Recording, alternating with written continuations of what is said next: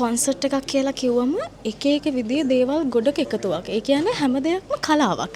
දැන් මේ අවාරේ කාලේ කොන්සර්ට් එකේ මතක පොත ගැන විශේෂයෙන්ම කතා කරන දවස. අද ඉතින් ඒකේ ක්‍රියේටිව් පාර්ට් එකෙන් වැඩිම කොටසක් කරන ළමයා තමයි මේ ඉන්නේ. මට කියන්න මේ අවාරේ කාලේ කොන්සර්ට් එකට දැන් ඔයා එකතු වෙලා වැඩ කරගෙන යනවා. මේකේ තියෙන ආදරණීය මතකයන් සහ ඔයාගේ මේ දායකත්වය ගැන.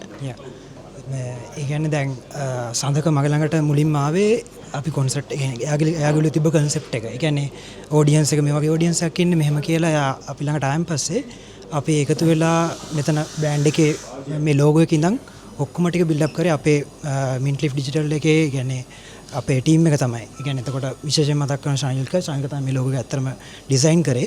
එතකොට මම එතන ක්‍රියේටිව් ඩිරෙක්ටර් විදියට එතන කන්සෙප්ට් එක බිල්ඩ් අප් කරා. එතනදී සඳක මාර විදියේ ක්‍රියේටිව් අයිඩියාස් අපිට ගේනකොට අපි බ්‍රේන්ස්ටෝම් කරගෙන ඒ කියන්නේ ඩිසයින් එකේ ඉඳන් මුල ඉඳන් සම්පූර්ණ අලුත් කන්සෙප්ට් එකක් ගේන්න තමයි අපි පුළුවන් තරම් try කරේ.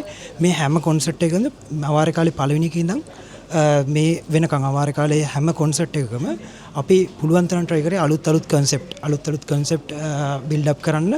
ඉතින් ඒ කන්සෙප්ට් වලදී සඳකගේ ඉන්පුට් එක අපි ඒකට දෙන දායකත්වයේ ඒ වගේ දේවල් එක්ක එකතු වෙලා තමයි මේ කොන්සර්ට් එක මෙතෙන්ට හැදුනේ. එතකොට මේ පොත ගත්තන් පස්සේ පොතත් අපේ ඩිසයින් අවුට්පුට් එකක් විදිහට තමයි එන්නේ එළියට.